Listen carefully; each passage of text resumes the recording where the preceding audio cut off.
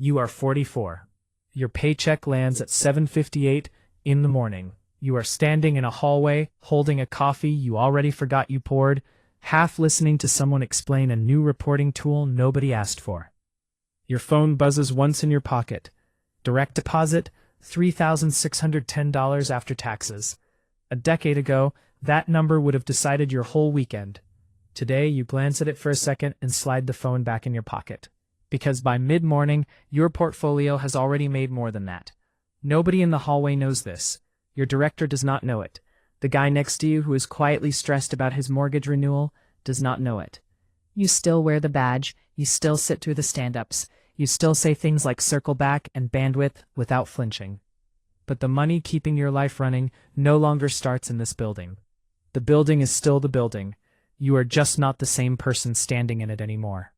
You are 24. Your salary is $46,500.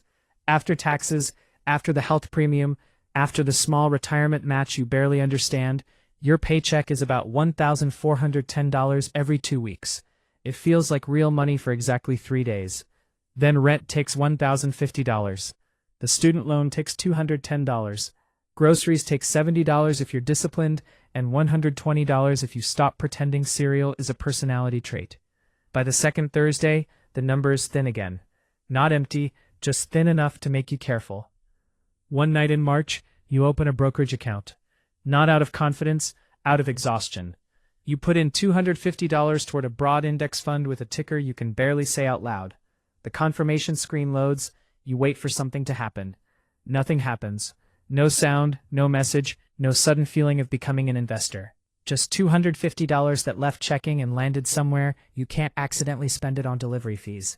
4 months later, the account pays you $2.91.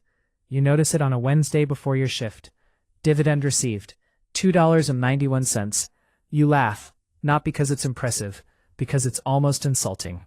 You made more than that just walking from the train to the office. But then it lands differently. You didn't clock in for that money. You didn't sit through a status meeting for it. You didn't trade an hour of your one life to earn it. You slept. It paid you anyway. At lunch, your coworker Derek shows off new wireless earbuds, the expensive kind, case and all, laid out on the table like evidence. He asks what you're doing with your tax refund. You say, nothing exciting. He says, bro, you gotta enjoy your 20s. You nod. That night, you move another $250 into the account. The job is still the job. You are 27. Your salary is $59,000 now. Not comfortable, not desperate. The awkward middle stretch where the panic fades but the wanting gets louder. Your account balance is $34,200. Most of it came from your paychecks. Some came from dividends. A little came from the market simply doing its thing while you were asleep or in traffic or arguing with a printer. The number doesn't impress anyone, so you don't mention it. In June, your investments pay $132 for the month. You see it while waiting in line for coffee you probably shouldn't be buying. Your streaming subscriptions total $41. Your phone bill is $58. Together, $99. For the first time, a real slice of your life is being paid for by something other than your effort. Not as a metaphor. Literally. The shows you half-watch after work, the phone in your hand, the Maps app you use to avoid getting lost on a first date, the late-night searches you tell yourself are research. Your shares cover it. You stand in line holding a bag with eggs, coffee, and the store-brand oat milk. The barista calls your name wrong. You step forward anyway. Nothing about the scene looks different. That's the strange part. Nothing shifts loud enough for anyone else to notice, but something shifts loud enough for you to feel it in your chest. Derek gets a promotion that fall. He celebrates at a rooftop lounge where a single cocktail costs $21. Someone says he earned it. He did. But later in line for the bathroom, you overhear him on the phone, voice low, saying the card is close to maxed, but the signing bonus lands next month. You wait your turn. When he comes back out, he's laughing again like nothing happened. You drive home in the same used sedan you've had since college. The account pays you again the next month. The job is still the job.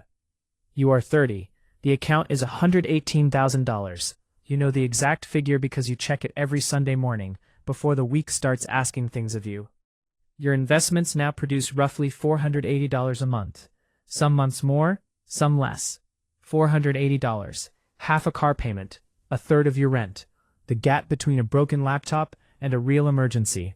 You don't feel wealthy, you feel less exposed. Those are not the same thing. At work, the company switches insurance providers. Everyone is furious. The deductible is worse. The out-of-pocket max climbed. People compare numbers in the break room like they're comparing scars. You're annoyed too, but underneath the annoyance is a thought you don't say out loud. If this job vanished tomorrow, you would not vanish with it. Not instantly, not anymore. That thought feels almost disloyal, like betraying a system that has owned your fear for years without ever asking permission. In October, your manager pulls you aside and asks if you'd consider the team lean track. More pay, more visibility, more late nights answering messages after dinner. The old version of you would have said yes mid-sentence. This version asks for a week to think about it. Your manager's face does something small and confused. People at your level are supposed to want more title, more pressure, more of the thing everyone was told meant progress. You go home and run the actual math. The raise is $11,000 a year. After taxes, maybe $650 a month. Your investments are already generating more than that, without asking for your evenings. You turn down the track.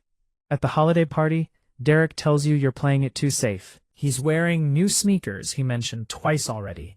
You smile and let him have the room. Somewhere, your account buys another fraction of a share while you sleep. The job is still the job. You are 33. Your salary is $74,000. Your portfolio is $289,000. The market's been kind. You've been boring. Boring is starting to look less like a weakness and more like a plan. In February, a quarterly payout lands, $1,940. You stare at it at your kitchen counter before your commute. Your paycheck tomorrow will be around $1,975. For the first time, the thing you built quietly is paying you almost exactly what the company pays you for 2 weeks of showing up. You expect it to feel like a milestone. Instead, it feels heavier than that, because now you understand the job was never magic. It's just one income stream. Loud, scheduled, dressed up in performance reviews and calendar invites. Important, sure, but no longer untouchable. That morning, you're stuck behind a dealership loaner with paper plates. The driver is arguing with someone on speaker. Your own car is 8 years old, and the check engine light comes on whenever it rains, which you've decided is fine. You think about upgrading. You could. That's new. You could walk in, sign the paperwork, and become the kind of person people stop worrying about at parties. For a week, you scroll listings at night. Not because you need a new car, because part of you wants proof. Proof that the years counted for something. Proof you're not just a person staring at numbers on a screen, wearing the same fleece from 2 winters ago. On a Friday, Derek pulls into the lot in a new SUV with a payment he definitely didn't mention. People crowd around asking about the screen, the range, the sound system. Derek looks lit up under the attention. You sit in your old car for 10 seconds longer than necessary, just watching. That night, your thumb hovers over schedule a test drive. Then you remember the payout email still sitting in your inbox. $1,940. You close the dealership app, you open the brokerage app instead. You reinvest it, nobody notices. That's starting to matter less to you. Job is still the job. You are 36. This is the year the story stops feeling clean. The market drops in January, then drops again in February, then just sort of sits there sulking through March. By April, your portfolio is down $71,000 from its high point. $71,000, more than your entire salary the year you started investing. Gone on paper. But paper has real weight when you're the one staring at the screen at 1 a.m. The dividends shrink too. One fund trims its payout, another delays a distribution by a quarter. The number you trusted starts behaving like a living thing, and living things can let you down. At work, Derek hears people discussing the downturn and laughs it off. "That's why I don't touch that stuff," he says. You don't respond. At your desk, you refresh the account 3 separate times in 1 hour, as if watching it will somehow slow the bleeding. That night you don't sleep well.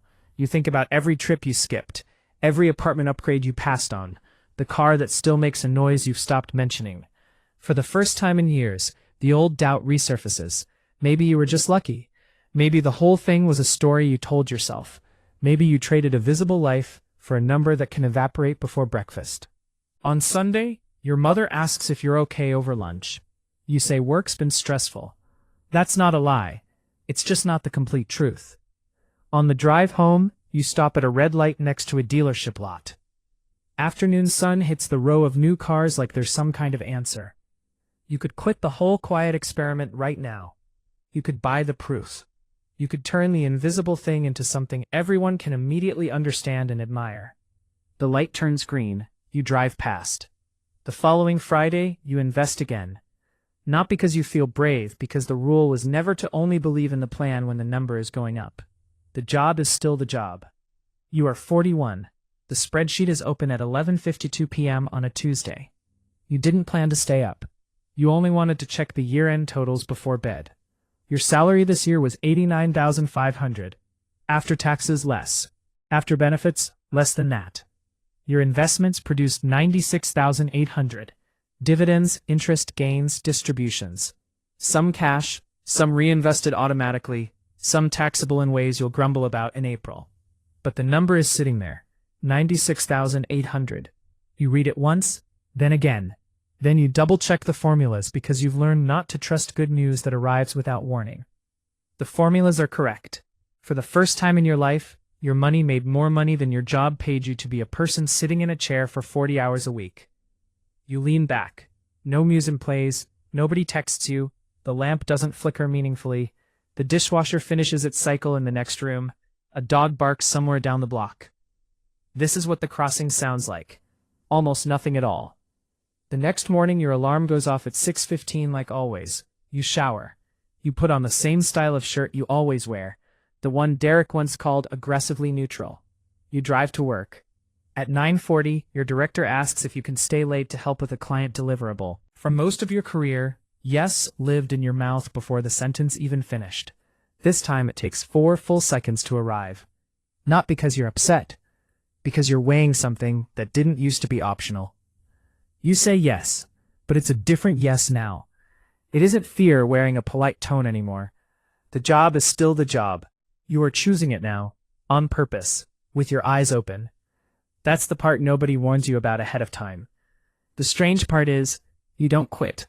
People picture this wrong. They imagine a dramatic resignation letter, a cardboard box, a final all-caps email, a slow-motion walk through the office, while everyone watches you become free. That's a fantasy people need, because their job is still the one narrating their life for them. Real freedom is quieter than that.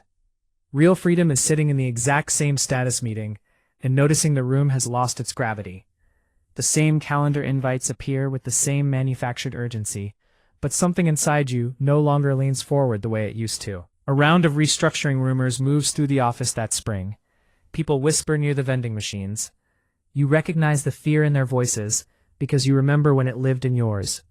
You feel sympathy, not superiority. Never superiority. At lunch, Derek talks about needing a raise. Mortgage went up, car payment, his kid's tuition deposit, a trip he already booked before checking the balance. He asks if you're worried about layoffs. You say, a little. It's the kindest lie you tell all year. He nods like you're both standing in the same water.